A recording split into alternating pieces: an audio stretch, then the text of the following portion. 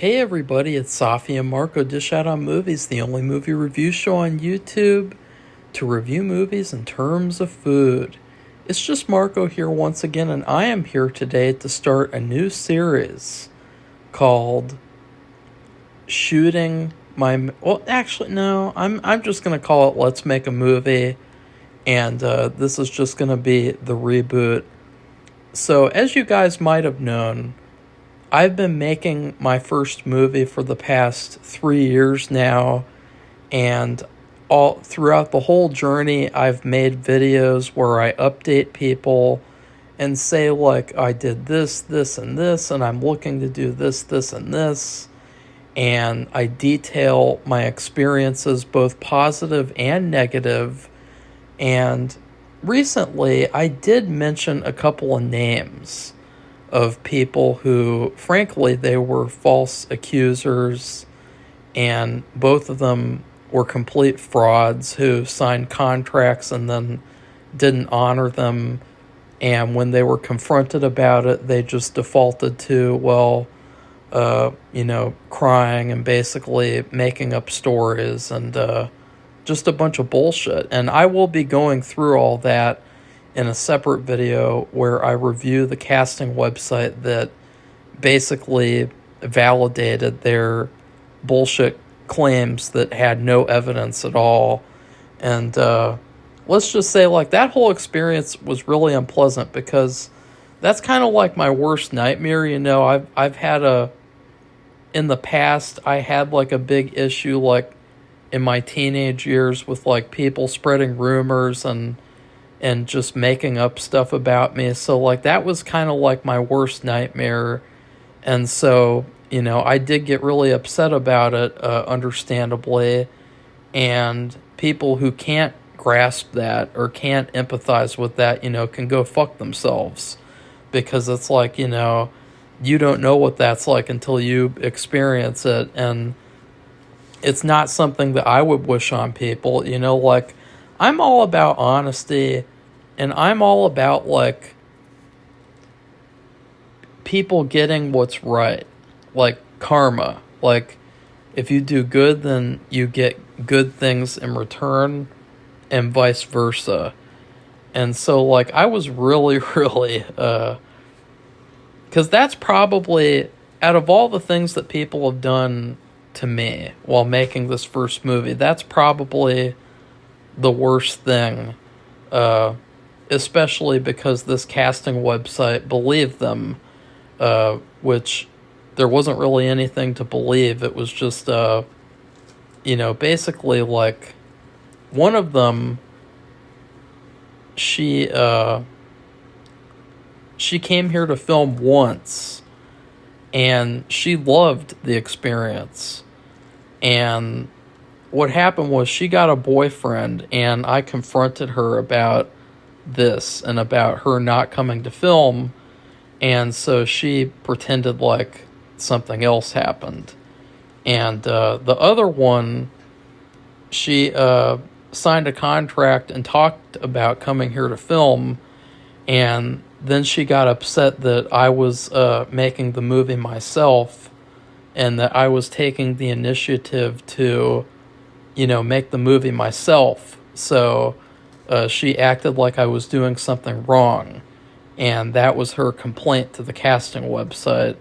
And, it's just typical bullshit. And, it's funny because I've talked to multiple filmmakers and people who, whose opinions actually matter.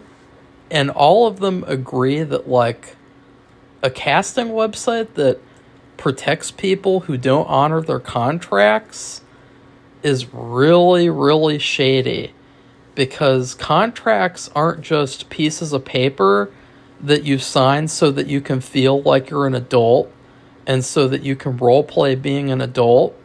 Contracts are legal documents that you sign that are, legal agreements for you to do things and for you to do a service, maybe like an exterminator or or let's say acting in a role in a movie, they're not just pieces of paper that you sign so that you can feel like you're a grown-up. So this casting website, they defended these two people who lied and who had no evidence to back up any sort of like claims against me. And so what happened was I deleted all my old videos because like what happened was this casting website, they collected my social medias when I initially signed up with their website, and they collected it on the promise that they were only using it to verify my identity. And it turned out that they had been spying on my social medias to watch for things that I say that they might not like. So, for instance, these videos where I complained about them, they didn't like that. They didn't like that I complained about these two fraudulent posers and these two liars. So, I felt like, honestly, like I'm really like weirded out, like, and kind of just peeved that like for the past couple of years, like this casting website has been spying on me without my permission and like trying to monitor my social media for things that they don't like. I just think that that's really, really weird. And again, like I can't wait to do the review of that website because they're going to get exposed and it's really not going to be a good look for them. Like in particular, there was another person that I talked about, and I know that this is kind of a tangent, but this is like the big explanation of why this series had to be rebooted. There was this person that I met a year or so ago who I met during the casting process, and she was a legitimate fraud. I mean, she gave me pictures that didn't look anything like her. She gave me false credentials and a false resume that had fake credits on it and fake school things like, oh, I went to this school and that school. I was in the Austin Powers movie, and all of it was fake. And her profile is still on that website. There's still, and guess what they allowed her to do, guys? They allowed her to change her name. So now she's still on that website. She just goes by a different name. And she is still allowed to be on there committing fraud. And as well, you have these other people like the two women who lied, the liars, the frauds, the posers. They are still on that website to this day. I think that that's highly problematic, and I can't wait to talk about it. I think I'm going to save that until after the movie is finished, because I think that finishing my movie and just working on movies in general is the priority. Like, as long as I can get the people that I need to get, I'll be fine, and I really don't care.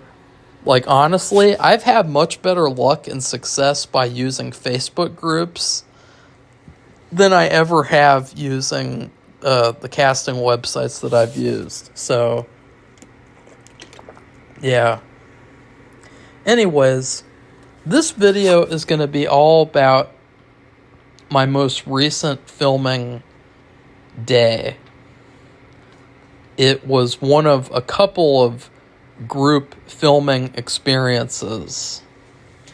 And this shoot has been building up for months and months and months, because a big portion of this movie revolves around an ensemble of characters.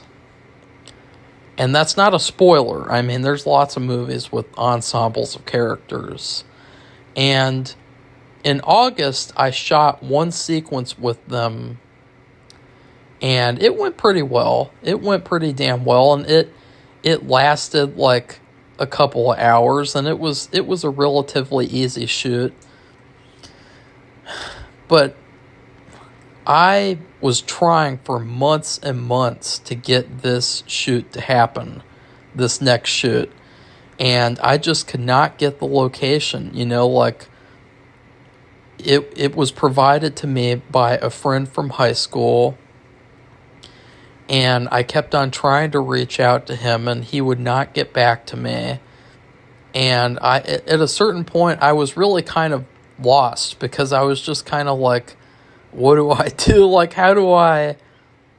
It's like I come up with these ideas and these sequences, and I just can't really think of how to downscale them and how to, like, shave them down, because the idea that I originally had is the idea that I want to go with. Like, it's like a thing of, like, if I can't have this sequence the way that I pictured it, then I don't want it at all, type of thing. Because, like, it's just, it's perfect. Like, it all worked out perfectly, I mean, in the end. But at the time, I was just really lost in figuring out what to do. And so for months and months, like, we really didn't know when we were going to be able to shoot. And, that's always a problem. And I'll say that that's one of the biggest issues that you can have making a movie. And this series is going to be all about learning lessons for people. It's going to be all about, like, yeah, like, these bad things happen, but let's take the lessons from those bad things. Let's look at those bad things and learn from them rather than just complain about them. And so the lesson here was to wait. I know that sounds like kind of weird, because it's like, wait, like, we only have so much time. And that is the thing, is that, like, maybe something just isn't meant to come together. But everything that is meant to come together will come together. And I'm so happy that I just waited for my friend to give me access to this location, rather than, like, jumping the gun and saying, oh, okay, let's just throw something together in the park. Let's just throw something together in some room. Like, I'm so glad that I actually waited for things to come together, rather than, just being like, yeah, throwing a tantrum or something. But I will say that if you're making a movie, that is one of the main issues that you could have at this low budget of a project, is you have these people who get on board with your project, and over time they lose interest because they run into other opportunities. And maybe those other opportunities could be paid, or maybe they're projects that they're more passionate about. And so all this time that you spend making them sit around and think, like, okay, when am I going to shoot? When am I going to shoot? It's really, really not great to do that. At the same time, sometimes it's meant to be. You know why, too? Because I've also found that the people who are great people and who are great actors and great artists and collaborators, they're going to stick with you no matter what. The problem is that there's a short supply of good people out there, and there's a short supply of great artists and great collaborators and great people to work with. And so there's a lot of people where you really do need to buckle down and film stuff with them and get it over with, because if you don't, you're going to lose them, and it's going to be like a horror movie where people drop off like flies. And so during this process, I lost one of the ensemble. He sent me this bizarro, and I've already talked about this in another video. He sent me a bizarro message where he was like, it has now become the end of the year. I have been reflecting on the year, and my values have since changed. This has not been a decision that I made lightly. It was basically like somebody on set, like, they told me that it sounded like they just like copied and pasted like a resignation letter from Google, and it's like, yeah, that's exactly what it sounds like. It sounds like some AI written resignation letter from someone who doesn't really have any creativity or intelligence to write a letter that's like honest and from the heart. And so, yeah, he just kind of dropped off, and it was really disappointing because, again, he signed a contract, and that's something that I've really, really come to despise about people that I've worked with that have let me down, is that it's like they really don't care about signing a contract. Like, there are lots of people, and they'll complain if they don't sign a contract. They'll complain and act like what you're doing isn't legitimate.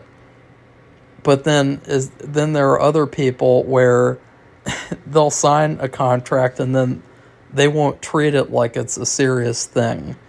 And so I really didn't appreciate when he was like, oh, well, I'm just going to quit because my values have changed. And I don't even know what that means. It's like, it just sounds so silly, because it's like, this is a movie. It's a horror movie. He read the full script before he came to shoot his first sequence, and he knew what he was signing up for when he signed the contract. If he didn't, then that makes him look even worse, because it makes it look like he wasn't smart enough to really, like, think things through. And so I lost him. And then secondly, this is kind of jumping the gun, because I'm talking about the whole lead up to the shoot day. The other guy, I was even more disappointed with, because I thought he was really cool, and I thought he was very mature, and he seemed to have liked messaging with me, even not in regards to the film, and just like messaging me to say, hey, how's it going? And I thought he was a really cool and genuine guy. I even wrote a part for him in another movie that I'm making. I wrote a role just for him, and I thought he would really appreciate that. But then at the very last minute, the day before filming, all of a sudden, he has a quote-unquote family emergency. And honestly, I just don't know what to believe anymore. Because like, there's only so many times where people can say things like this without it losing its meaning. Like the girl who cried wolf. And it just felt off to me because of the timing and the fact that, like, there were some other weird, like, indications that I got before that. And it's funny because what happened was, originally in the script, he was going to be much more involved in these sequences that I am shooting right now, and I changed it to where a lot of the stuff with him is off screen. And I think it's so hilarious because, once again, guys, I predicted the and there's something else too with the other person that I predicted as well. And it's like, I don't know what it is. Like, I either manifest these things or I predict them. And I just think it's super hilarious how everything turned out with that. And so let's talk about the fact that all of a sudden I started doing this manifestation routine, which is where you write down a list of things that you want. And then when you go to sleep and when you wake up, you read those things really quickly, so that basically, like, you're taking advantage of your open subconscious mind. And one of those things was to shoot these sequences by the end of December. And the reason is because another one of the ensemble And it's like, I know this sounds terrible, but like another one, he is moving to Florida in January. So he would not have been able to come to film after January, and I had to get these group sequences done. That's why at a certain point I was really freaking out, because I was like, oh shit, I still have not figured out how to complete these group sequences, and I'm going to be screwed. I'm going to be absolutely screwed if I don't figure out what to do. And so in a last ditch effort, I started doing this manifestation routine. And honestly, let's see, how long has it been? It's been since November 19th. And it took all the way until November 24th. Or no, December 1st. So that's 1, 2, 3, 4, 5, 6, 7, 8, 9, 10, 11, 12. That's less than 2 weeks. And I was able to manifest my friend Vichyssoise from Super Dumbasses giving me access to the location.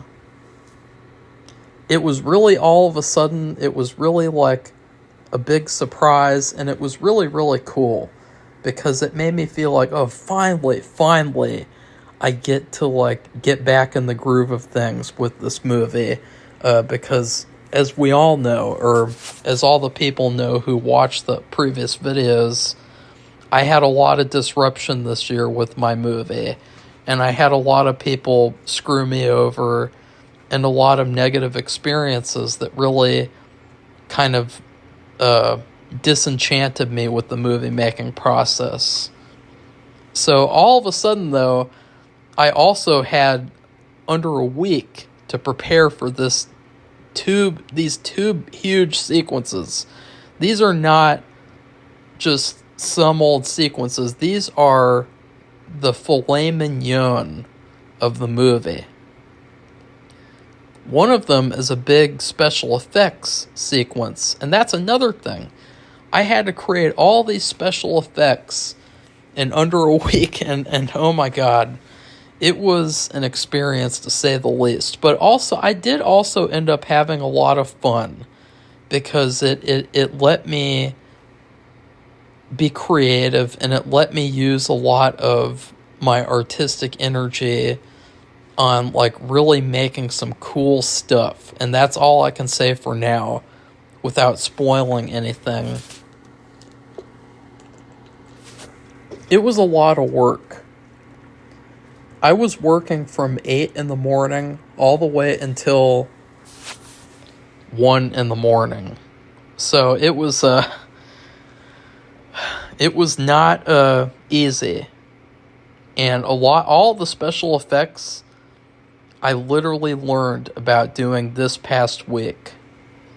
So it was all like last minute preparation, last minute, like, because if I didn't get access to this location, I might have had to change things. So that's why I didn't really prepare until now. And unfortunately, one of the things that I didn't end up getting to do was completely revise the script. And that was unfortunate, because obviously when you're working on set, you want the script to 80% reflect what's being shot. 80 to 90%. Like, there's always wiggle room. There's always room for like, oh, well, wouldn't that be cool? Wouldn't that be cool? But you really want the script to be accurate to what's going on. And I just didn't have enough time. I was doing all this shit at the last minute, and I was not wasting any time. I was not like going like, oh, well, I'm just not going to do anything today. Like, no, I was working nonstop until this shoot, because I was also kind of paranoid that maybe this would be the only day that I would get to shoot these sequences. So I wanted to get every single little thing done. During the process of preparing for this sequence, I ended up getting 2 replacements or actually 3 replacements for characters. one of them, she was actually the first ever actor that I ever reached out to. I was supposed to work with her on my first ever movie. She was going to be in the opening scene, and I thought it was super cool that I got to work with her. And I thought it was super cool how that worked out, because it was like, again, I waited since 2017 to work with her. Finally getting to work with her was really, really cool and satisfying. And so that was really exciting to me. I reached out to her at the last minute, and she lives very close, so she didn't really have to think very hard about it. And then another guy reached out to me after my Facebook advertisement, and I got him to replace the guy who quit because his values changed. Which I don't know what that means, guys. Like, literally the only excuse could be like, I became a born-again Christian, but even then it's like, okay, do born-again Christians not honor contracts that they sign? Because that's kind of a bad look. And then number 3, I got another guy who responded to me out of Facebook, and he just responded saying he'd like to help out making the film. And that was super, super exciting, because I have had so much trouble getting people to help. And, then I'll get all these people who complain about, oh, why are you doing it all yourself? Me. And it's like, well, I literally can't find anyone to help, and I finally found someone. So that was really, really exciting too. So this whole build-up just really, really, do you say it like raised my spirits up? Like, is that how you would say it? I can't remember. It was just a nice, like, boost. It was a nice boost to receive, like, finally, some great progress on this movie that really, really deserves, it deserves everything. I mean, this movie means a lot to me, because through the making of the movie, a lot of things happened. And all those things, even though people who watch the movie aren't going to be able to see them, whenever I watch the movie, whenever I look at pieces of footage from the movie, I'm always going to be able to see those things that happened. And I'm always going to be able, it's like The Shining. It's like I have The Shining. And I can kind of look back and see, like, oh, that one video was the day where this happened. And, oh, that one sequence that I shot was the day where this happened. And I was feeling like this because of this and that. And it's like, this is a very important movie to me. I'm taking it so seriously that it's almost like to a detriment, because we will talk about the actual shoot. It ended up going very well, but it was also very grueling. And also during the preparation, I had to sort of course correct 2 major screw-ups. And we'll talk about other screw-ups that I made during the filming, and I had to correct, or, oh shit, my heater fell over. Or I had to correct for this upcoming shoot. But one of the things was I totally forgot that, like, so I'm filming at the Hindu Temple of Dayton, at the reception hall side of the building. And I totally, like, zoned out of thinking about, like, oh, wait a second. One of the sequences involves Sloppy Joes. I can't bring Sloppy Joes here because they have beef in them. So at the last minute, I had to get Beyond Beef and make vegan Sloppy Joes. And so they ended up not tasting very good, but, like, and then another thing that happened, and it's really good because even though I did course correct on the sloppy joes, I forgot all about another thing. So one of the special effects, I asked a friend, and she told, and I'm just going to go ahead and tell the cow head story. She told me that I should go to a butcher shop and ask for like bones, eyeballs, brains, hearts, and stuff.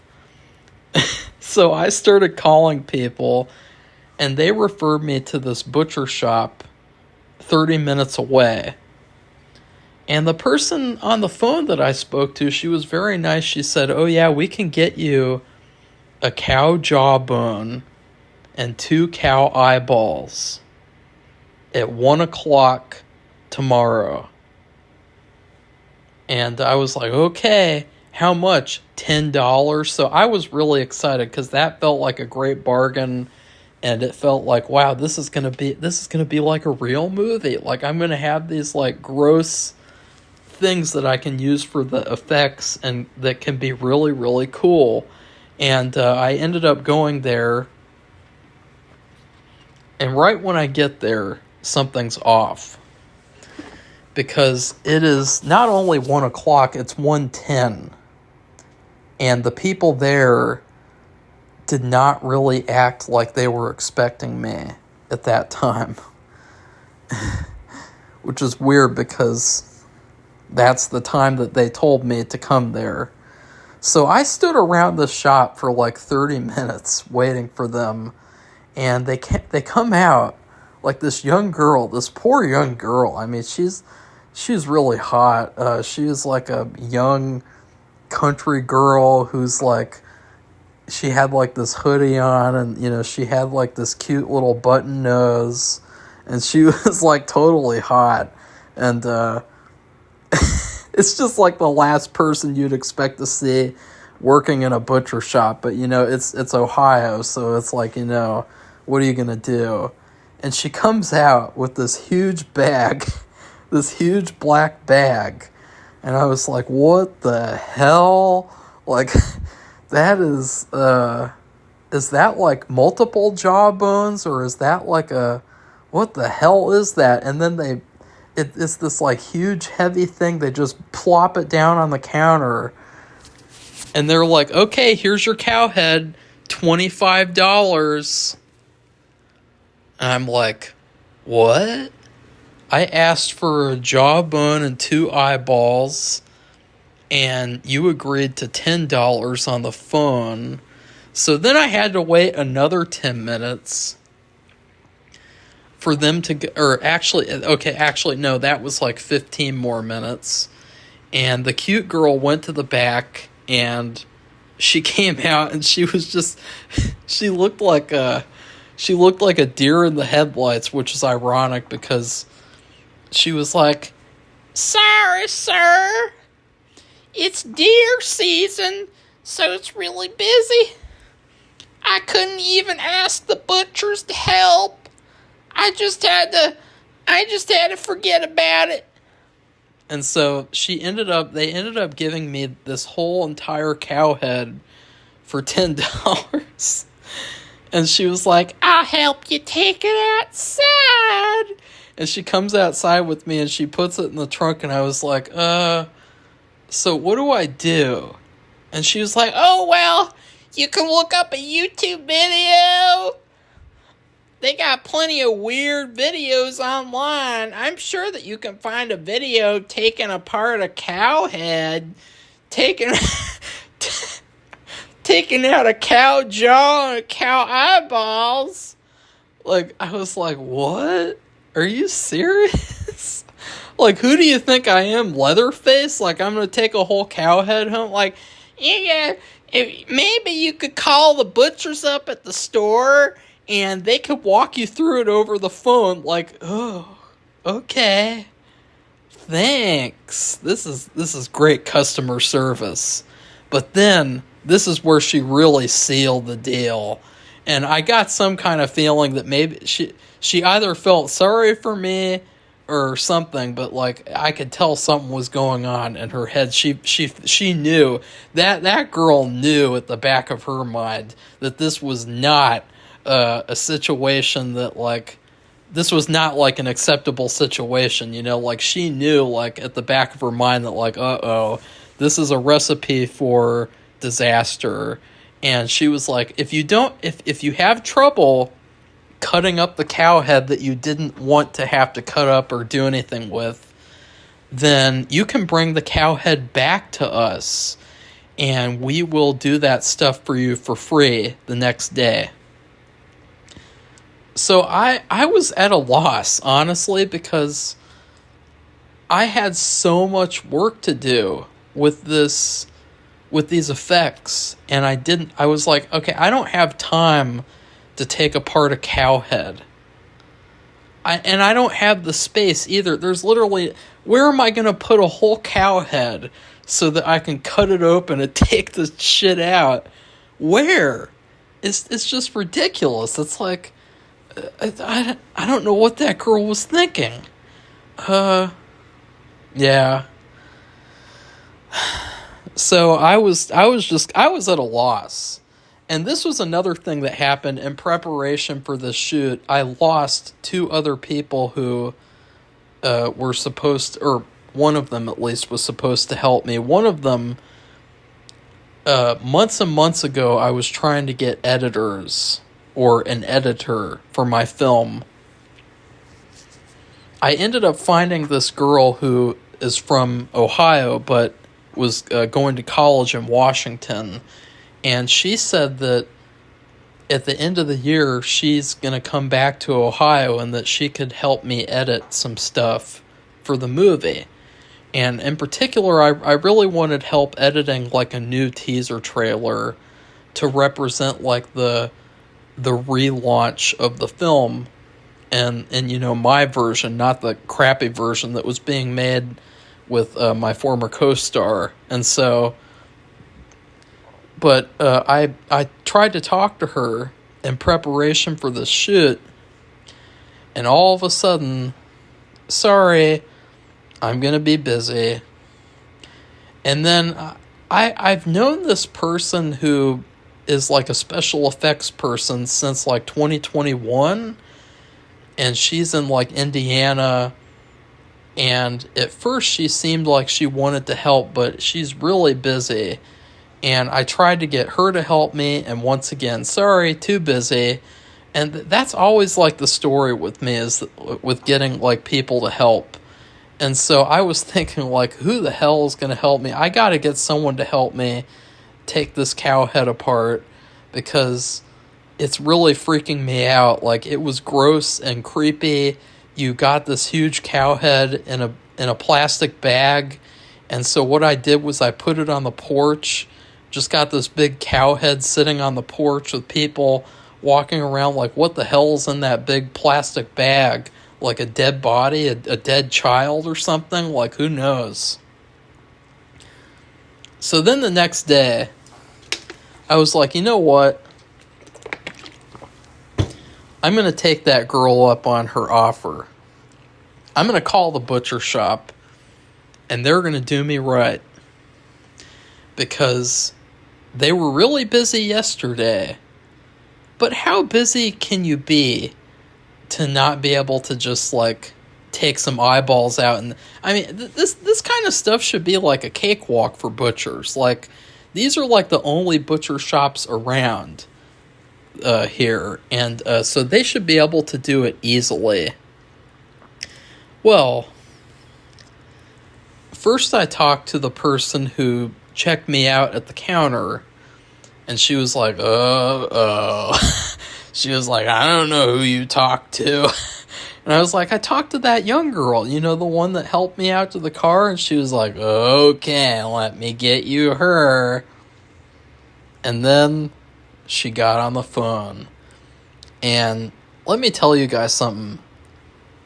I know that you can't see people when you're talking to people on the phone, but let me tell you something. I could tell the facial expression that she was making. because she was like, hello?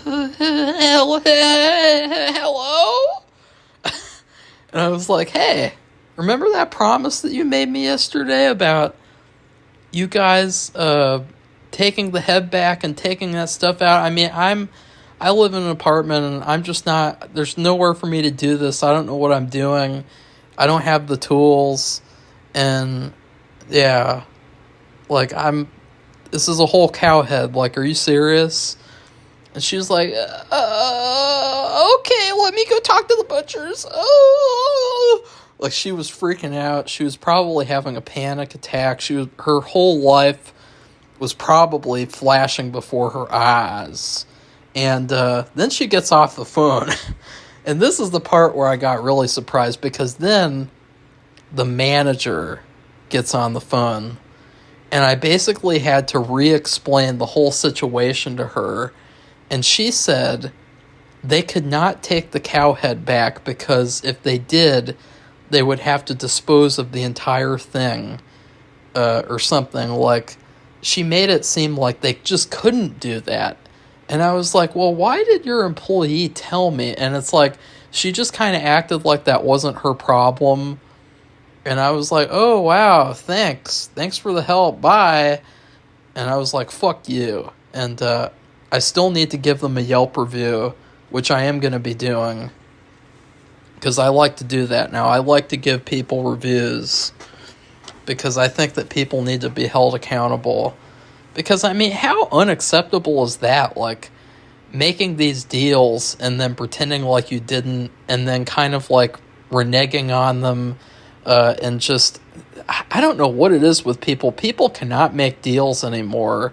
They really need to learn the art of the deal, and not the kind of the art of the deal that you're thinking of, but like the real art of the deal, where it's like, I don't know, guys. Like, it's just, that cowhead thing was insane. So what I ended up having to do was I had to take the cowhead to another butcher shop, the one that referred me to them, and they were very upset about this situation. And they told me, like, wow, that's really unprofessional for them to tell you that they would do that, and then they're like, no, we can't do that. And so this was the day before filming. I had to take this cowhead in. The guy at the counter shit his pants when I brought the thing in. He kept on making these faces. It was so funny. Like, he was so creeped out and he was so, like, scared. And I was like, you know, how do you think that I felt? Like, this butcher shop gave me an entire cow head and made me take it home and told me to play with it like it's a science experiment. And, like, you know, how do you think that I felt? And he was like, oh, ooh. He was really, really freaked out.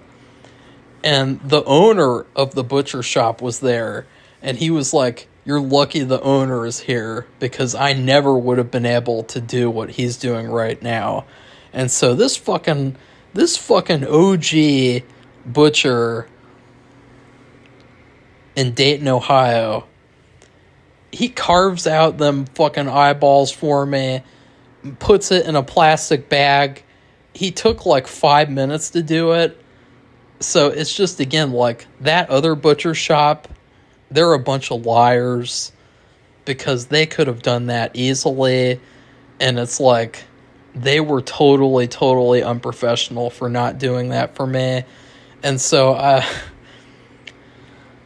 long story short, I have cow eyeballs in my freezer right now. Unfortunately, reality set in after I already got the eyeballs. And the reality was, I can't take cow eyeballs in a Hindu temple. I think that the reason why I wasn't really thinking about it was because I felt like the reception hall and the temple were like separate, you know, and I felt like the reception hall is like business stuff, so maybe it wouldn't matter there.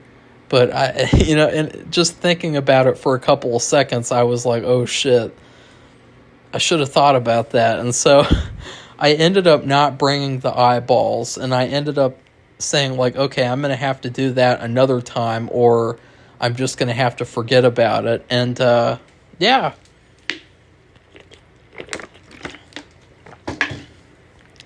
That is pretty much a short explanation of the build up to filming this huge multi-sequence filming day. So on the day of filming, I wake up early at 7:30, which whenever there's something that's like going on, I always get up early. It's almost like a reflex. It's like my body just does not want to turn off. It wants to keep going and going and going. And so, like, I'll wake up like an hour early or like 30 minutes early because I'm just so ready to do whatever I'm going to do. Even though I was very well prepared, in fact, I had about like 30 minutes to just sit around and relax. Like, I prepared enough to where I didn't have to like just keep doing stuff until it was time to go. So like I was not prepared though. I was not prepared for the amount of physical exhaustion that would come from doing these sequences. I really underestimated, or I guess I didn't think about it, which is weird because back in August I got really worn out from that shoot, and that shoot was only like 3 or 4 hours long. This was like a couple hours more than that, and the sequences were much more involved. So I really should have like prepared more. That would be probably my first piece of advice. Even when you think you're fully prepared, think about other obstacles. Think about other variables. Because you can never think about enough like different points to where like, oh, what if this? What if that? Because like, it's really funny because I'll talk about later on, but one of the things that actually helped with the day was something that, oh shit. Sorry, something almost fell over. But one of the things was something that I actually just bought on impulse, and I just happened to have them with me, and so it really helped out. But like, you really need to prepare for anything and everything. Like, making a movie is not like, hey, let's just like lounge around and let's like, oh, let's enjoy, like, oh, we got this shot and we spent like 5 hours getting one shot. Like, no. Filming is like constant movement. It's like a workout. It's like a circuit workout, which is what I've said before. So when I got to the temple, I was actually kind of scared, or I was kind of nervous, because I was like, what if just one person didn't show up? You know what I mean? Like, what if just that one person was like, nah, or something? Like, I was like, I really hope that doesn't happen, because that would have derailed the whole day, and I would have been like, oh, what do I do now, you know? Surprisingly, everyone showed up pretty much on time. Like, I was expecting for maybe people would be a little bit late, just because I was kind of like, I don't know, like, for some reason, like, I never even thought about the Hindu temple of Dayton until I was in high school. You know, like, and another guy said that too. He's like, I never realized that the Hindu temple was just behind Target. You know, like, it's really funny. It's really kind of like, yeah. There was one person who showed up late. I'm not going to name names in this video. But when he got there, I was in the bathroom because I thought, since he's going to be a little while because of traffic on the highway, I'm going to take this time to prepare myself. I'm going to put on makeup, so that I can be in character, so that when he arrives, I'm fully ready to go, and he doesn't have to wait and blah, blah, blah. Well, I'm in the bathroom getting ready, and all of a sudden, this guy busts in the bathroom door. He's in there. He's got his stuff, and he's just like, he's got this like red face. Like, it's probably one of the reddest faces I've ever seen. And he just had this like look about him to where it looked like he was about, remember those like Super Bowl commercials where like the football player like charges through the wall, he breaks through the wall, and he's like, ah, and he scares the people at work or whatever. Like, that's what he looked like. He looked like he was about to do. And he was very quiet, and I was like, okay, you can tell this guy has had a bad morning. He looks very unhappy and very stressed out.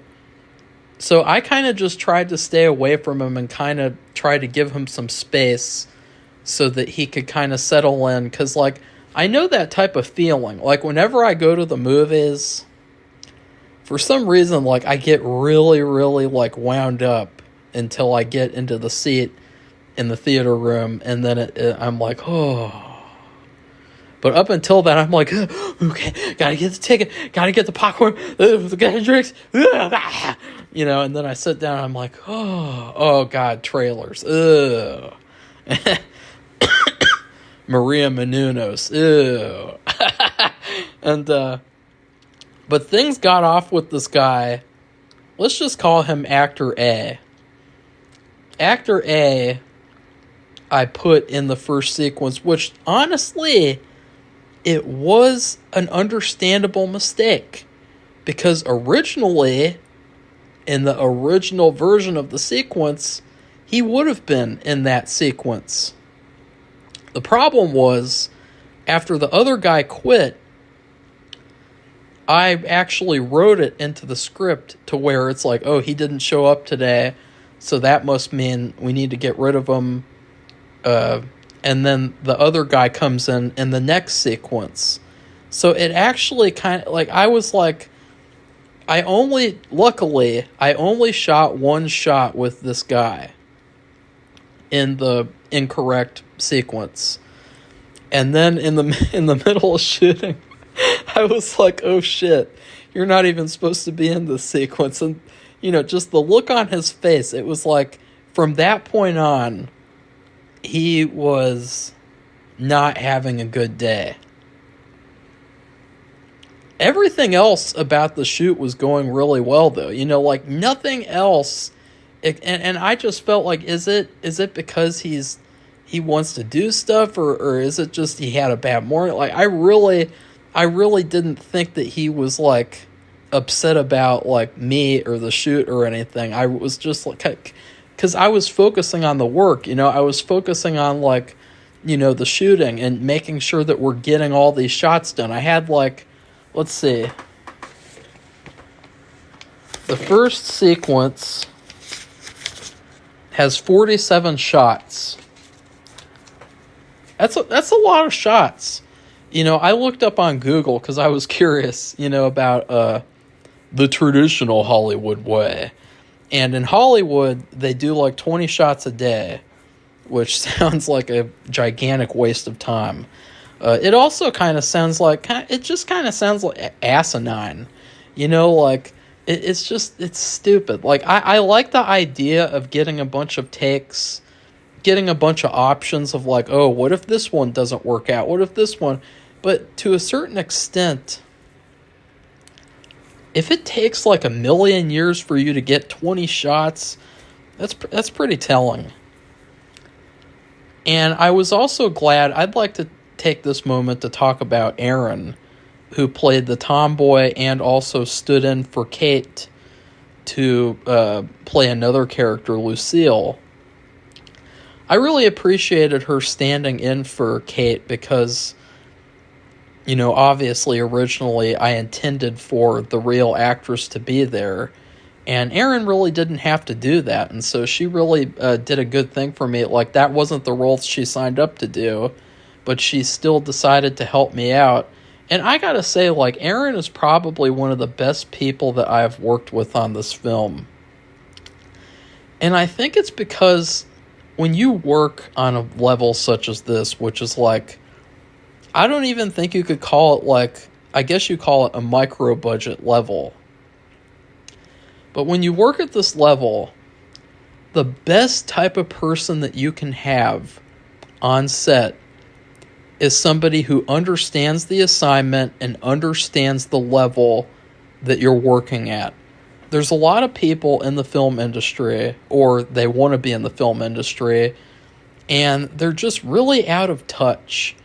And they're really self-absorbed and focused on, like, how much did you spend on makeup? How much did you spend on equipment? How much did you spend on this? It's like they don't see, just because all it is about making the art and making it and finishing it and getting what's on the page into real life. And there's a lot of people who are like, well, you're not doing it the right way. You're not doing it the Hollywood way. You're not doing it this way. You don't have this. You don't have that.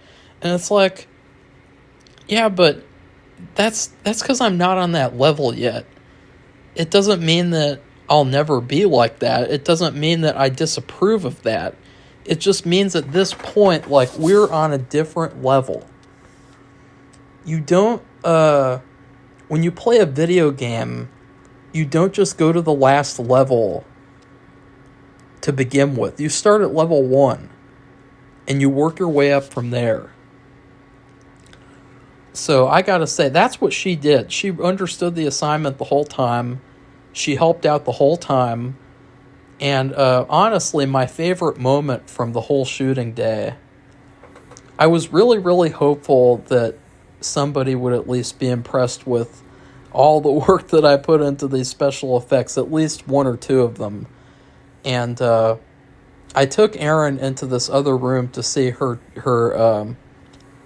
head that I created. I created a full replica head out of styrofoam, clay, paint, latex, and model magic. I actually used model magic to make molds for latex prosthetics.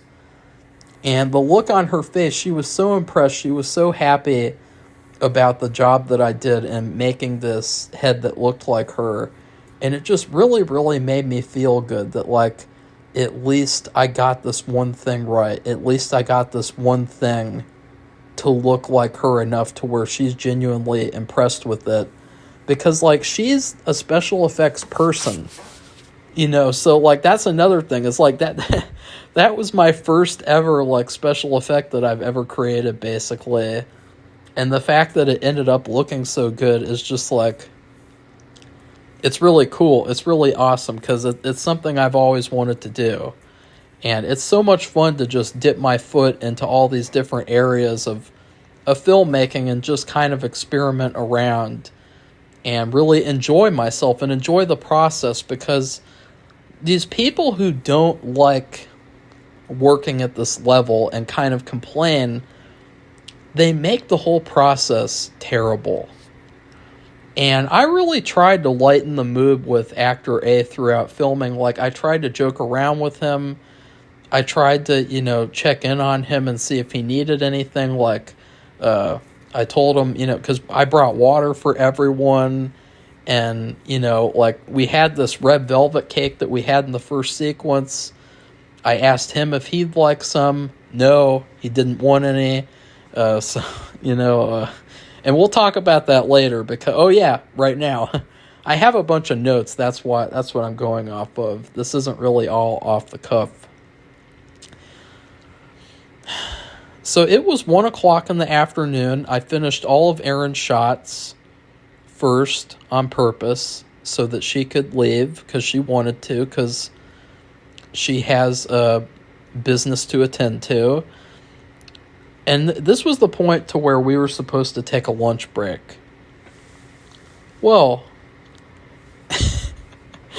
I let Actor A choose what we would go do. I was like, what are you guys in the mood for? And I was like, okay, Actor A, since you haven't gotten to do anything, I feel really bad. And I hope that, you'll pick something that you'd like to eat, and we'll go get it and pick it up, and we'll chow down. And he was like, I just want to stay here. I just want to get done with filming now. I was like, oh, okay. And then at that moment when he said that, I died on the inside. I was like, oh. I was like, holy shit. I was, because, we were supposed to go until like 7 in the evening. And so I was like, oh my God, we're going to go until 7 o'clock without any lunch break. Like, because if I was an actor who went to a movie set where you're telling me we're going to work from 11 a.m. all the way to 7 p.m. without a lunch break, I'd tell you to go fuck yourself. So, I was really kind of shocked. I was like, damn, man, like, you had an opportunity right there. I mean, I guess he didn't really understand, because at that point he had just been kind of sitting around all day and kind of like just staring at his phone, not really doing anything. Like, that was another thing too, is that I really liked, was that all the actors helped out a little bit. If that meant like pressing the record button or making a really helpful suggestion with like continuity or something, every single actor contributed except for him, at which I was like, I'm not getting good vibes right now. So then Amy's dad actor left, and before he left, he actually gave me some really helpful pieces of advice. And I was really appreciative, because later on in the day, as I was filming the rest of the stuff, I found myself consciously thinking about every single little thing that he had to offer. Like, he would talk about, like, there's a lot of space, there's a lot of dead space in your shots, and think about that and move the camera closer. And it was just little things like that, to where I was like, wow, I'm actually getting some kind of advice. I'm actually getting some kind of like a helpful like criticism or feedback or whatever, and so that was really cool, because I was like, I'm a fast learner, and I'm also like very responsive and adaptable to feedback and criticism. And so I was doing that the rest of the day. I was thinking about all the stuff he told me. So then we're getting ready to prepare for the next sequence. All of a sudden, and this was the only break I took the whole day, all of a sudden had an outburst where he was like, I don't see where I am in the second sequence. And I was like, God, are you serious, man? Like, because I was like, the shot list is right over there. And what I really should have done was show him the shot list, but he probably would have been really upset about that, because I did it the way that I wanted to do it and not the way that Hollywood wants to do it or something. Because at that point I was like, okay, what is his problem? Because it's like, I realized it was my fault. I should have revised the script completely, the second sequence, but I really didn't have the time. And I explained to him, like, no, you're in the second sequence, and he just didn't grasp it. He didn't understand it. Maybe I should have sat him down like a child and explained to him the entire sequence. Okay, sir, in this sequence, you come in here, we all sit down, we all eat food. Like, I should have done it like that so that he could really understand. Because it was like, there was a part, another thing too, is there was a part in the script where there was a line, a singular line that I wrote just for him so that he could have one line in the film as a courtesy to him. And I did do that just for him. And it said person 1 or 2, which meant him. So, yeah. So then I went through the shot list. I was kind of going through to see what shots we needed to do. And at that point, I realized we're going to have to come back here to film again. And then I was like, you know what, man? Like, maybe we should just get Michael's shots done because he's moving to Florida, and then next weekend we can do all the rest of your shots and all other people's shots and finish the second sequence. And so I was like, are you free Sunday? And he was like, no. And I was like, what about Saturday? And he was like, no. He literally said it like that. It was like a little girl throwing a tantrum. He was like, no. And he was like, all my shots were supposed to get done today. And he pounded his finger on the table like a little girl.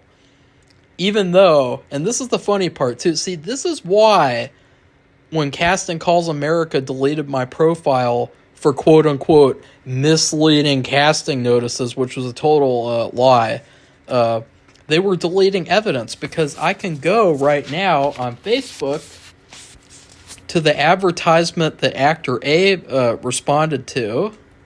Uh-oh, I'm on a different profile. Sorry, I gotta...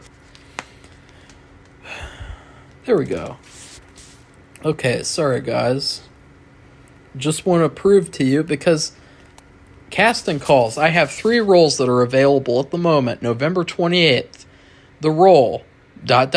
Shoot duration, 1 to 2 days. That doesn't just say 1 day. That says 1 to 2 days. So yeah, this guy was lying. He was a liar, and he was just saying that because he just didn't want to be there another day. So, he was just completely being an asshole. And I was like, you know what? Don't worry, buddy. Even though you're lying, and I have the proof to back it up, unlike with Casting Calls America, where they deleted all the evidence on purpose, I'm going to get all your stuff done, buddy. I'm going to get it all done, just so that you can get the hell out of here, and you're not going to bring the mood down on my set anymore. So then I left the room, and apparently he said, or he was just kind of trash talking, he asked if I had a communication disorder or something, which is pretty hilarious, because it's like, if I'm the one with the communication disorder, then why am I directly talking to people, whereas he has to talk to other people behind my back and complain about me? Like, if you really have some kind of a problem, then you talk to me.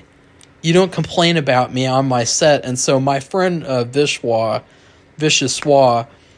he had to stand up for me, and he had to tell him to shut the fuck up, because, he was way out of line there. Especially since he knew that the advertisement said 1 to 2 days. And when I emailed him, I said, these are the sequences we're going to film today. That doesn't mean we're going to finish them. That just means we're going to film them. And we'll probably get done with most of it. So then we get the sloppy joes out. Safi had to bring them. She's the one who cooked them. And he immediately started making faces when he had to eat this sloppy joe. And he started complaining about it. And I just think it's ironic, because he didn't realize he's complaining about sloppy joes that were meant to be props. They're not meant to be eaten. They're not meant to taste good. They're just props. He's complaining about props that a 69-year-old cancer survivor made, and acting like there's something wrong with them. And then he takes a drink of the tea, and he complains about the tea. And then he points out the picture on the wall that I made, that I painted last week. That was one of the things I had to do. And he complains about that too, like, that looks like... And then he picked up his prop head, which I do admit looked bad, because I focused so much on the other head, and with this other one, I took a shortcut, and it just did not pay off. But it really isn't meant to look that good, for a certain reason that I can't say because it would be a spoiler. But, it's not meant to look 100% like him. It's meant for functional purposes, Like, I'm not going to explain it because it would be spoilers, but again. And then what was funny, after he did all that complaining about the sloppy joes, he took another bite. He took another bite of the sloppy joe. And the other guy pointed out, Michael pointed it out, and he was like, I haven't eaten all day.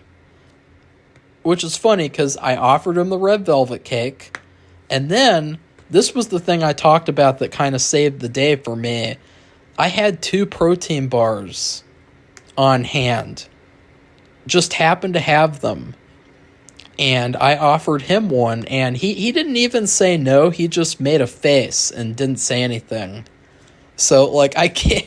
And then I asked him what he wanted to eat for lunch. So I gave him not 1, but 3 opportunities to eat food, and he just didn't do it. So it's like, F you. Then when I left the room again to clean up a prop or something, I can't remember what I was doing, he started trash talking the movie on camera. And by this point, I was so strung out and worn out, I was leaving the camera on for like 10 minutes. Like, I forgot to turn it off after takes because I was so tired. But when I left the room, he started saying things like, this is the dumbest shit ever. Which is funny because it's like, well, that says a lot about you because you're the one who signed up to be in the dumbest shit ever. So, that doesn't say anything about me. Like, at least I'm doing work and I'm following my dreams. Like, you signed up to be in the dumbest shit ever, and you had the script, or you didn't even have the full script, you just had your scenes. And the fact that he wouldn't say that to my face, number 1, and number 2, it's like, okay, if it is the dumbest shit ever, which it's not, it's objectively not, but if it was, why not offer good feedback or criticism? Why not say like, oh, well, this doesn't make sense. Why don't you explain what you meant to do here? Oh, I don't think that makes sense. Well, what if you did this instead? Or what if we could change this? Like, it's like, no, I'm just going to shit talk the movie behind his back. And so it was clear that this guy, he just wanted to complain. He just sat around complaining all day. But I would also say, in the second half of the day, I actually enjoyed filming more because I only had to worry about these 2 people. And I thoroughly enjoyed finishing working with Michael because it feels like when you work with a group of people, the hardest thing to do, and this is the thing you have to do when you're on a film set, you have to build a one-on-one relationship with every person there. Because when you do that, you're all on the same page, you're all on each other's team, or you're all on the same team, you're all, like, you're really willing to work together. It just doesn't feel like, oh, that's that person, we're all separate. When you have to build these one-on-one relationships with people. And I felt like that was really nice because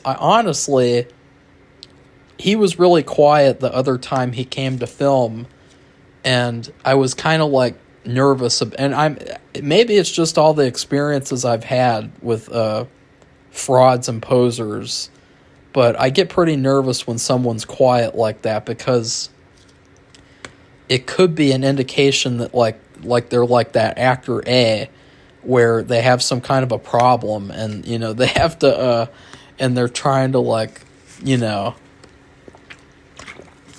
But yeah, I really enjoyed finishing filming with him.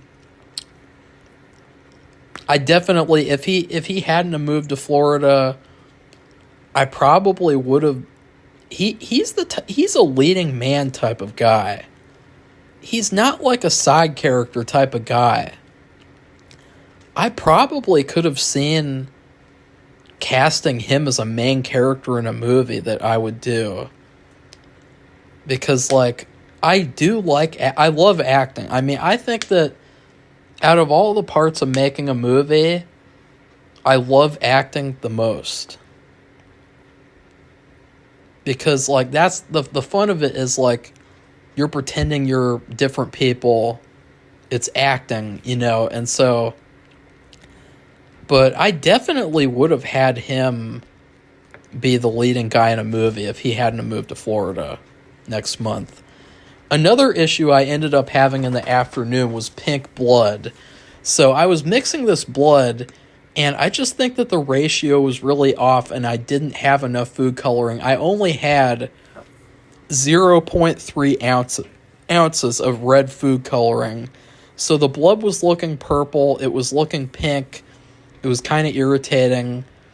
And I ended up getting a 16-ounce bottle of red food coloring just so that I could not have that happen again, because that was another thing that cult member A complained about. And another thing that actor A, cult member A, complained about was he kept on complaining about, like, other things that weren't even related to the movie. Like, they didn't even have anything to do with me. They just had to do with, like, other things and other people. And I was just like, I don't know what's wrong with this guy. Like, he's either having a bad day or he's like a really negative person. And this is what happens, though, when you gotta find someone to replace a character. And, that's the hand that I got dealt. And it seemed like he was upset that he had to sit around and wait around to film. But the thing is that, like, this is what's funny, is that on a big movie studio shoot, there's tons of people who just stand around, sit around all day. There might be times where, like you saw it with the Joker too. The actors who played some of the guards, they talked about just sitting in their trailers all day long waiting to film, talking about the movie. That happens all the time. Like, you're not just, like... You might be on set an entire day and not even film. But you have to be there because it's your job. So I was just really confused. Like, that's what I'm saying, is that these people, these people, they don't understand what it's really like. Like, they don't understand, like, that this image, this perception that they have about Hollywood is just completely false, and just it's just stupid.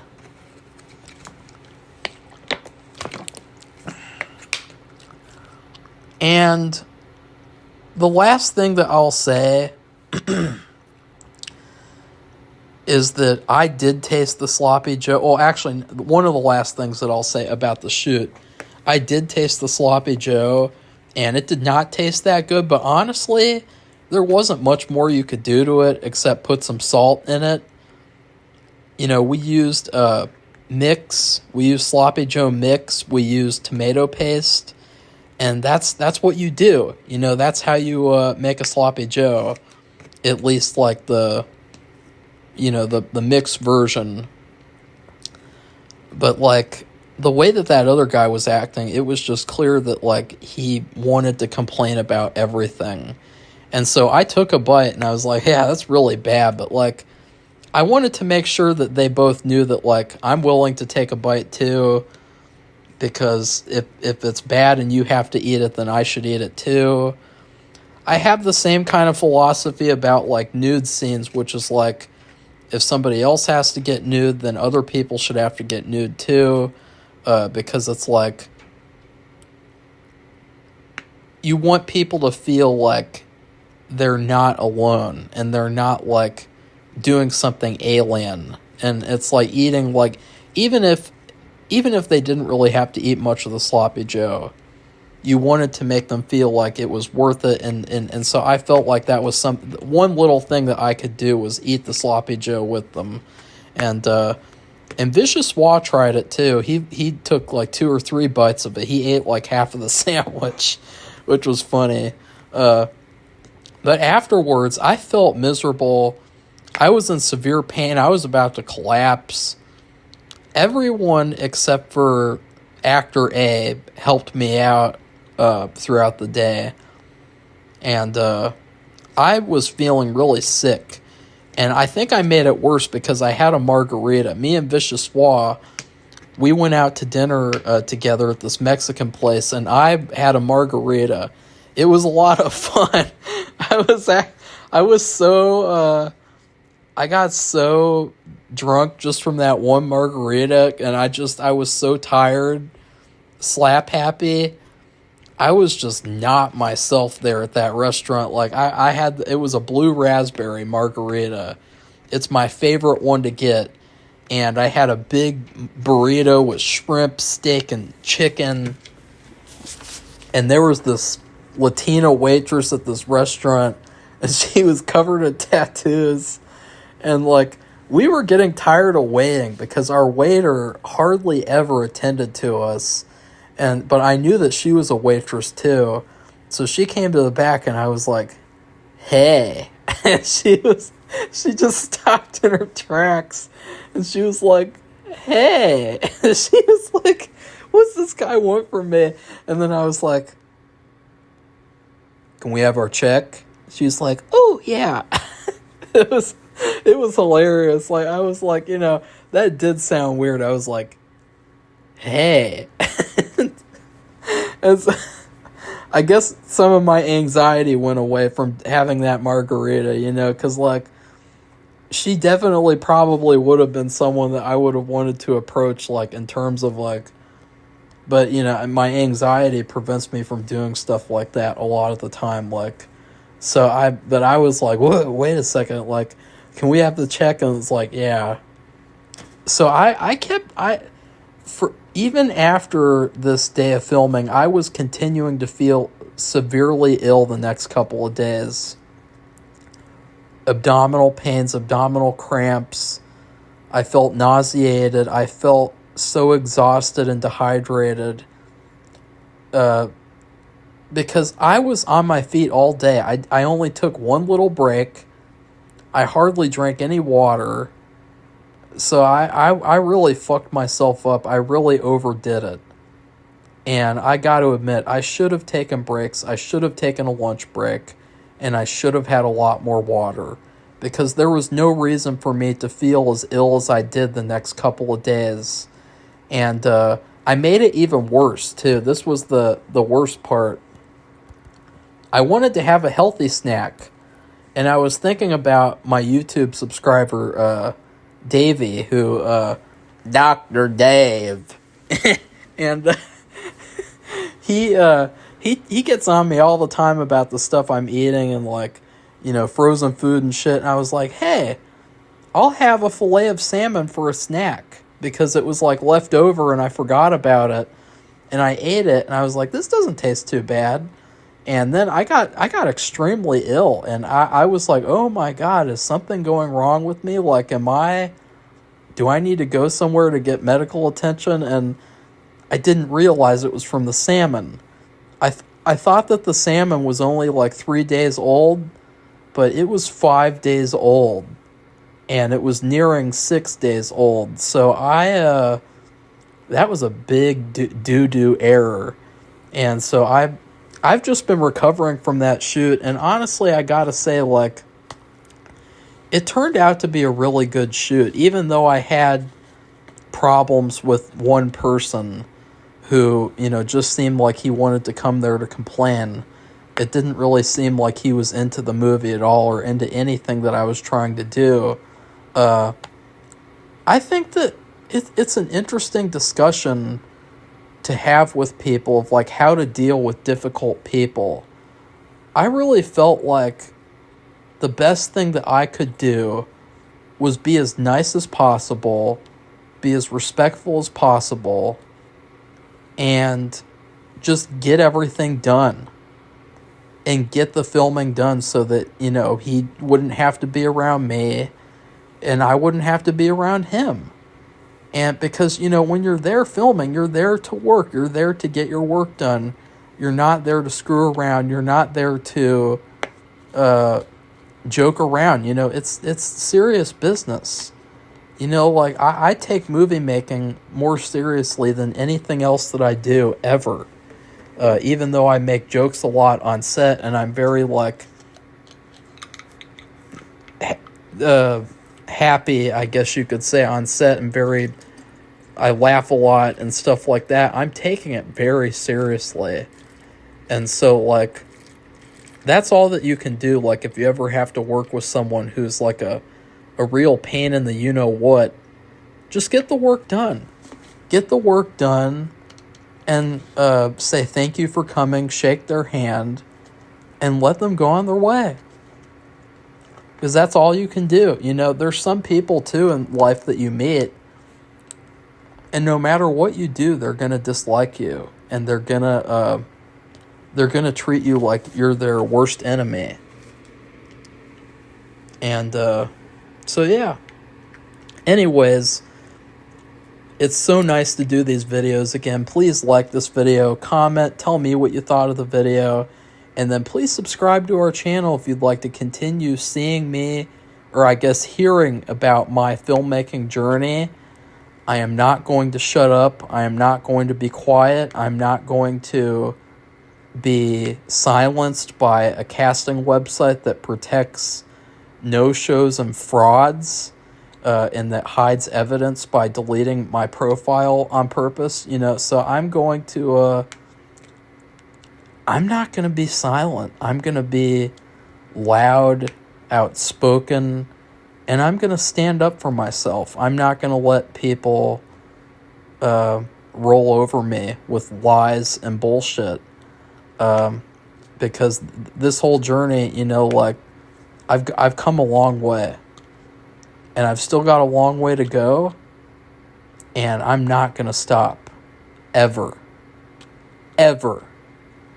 And by the way, I should also mention, using this new manifestation technique, I also managed to manifest the rights to a song that I wanted for my movie. This was one of 2 songs that I was trying to manifest starting in June of this year. And the first one, I offered money to license it for one night only. The rights were declined. I was not allowed to do it. But this other one just came out of nowhere. It was a complete surprise. And I got it. I got it. It's all mine now for this movie. And so suck on that. Because it's going to start happening a lot more often now, because I'm using that new manifestation technique, the list technique, which I would highly recommend to every single person watching or listening to this video. Even people that I think are pieces of shit. You know, you're going to get whatever you want if you use the list technique. Whatever you want. So goodbye, everybody. See you soon.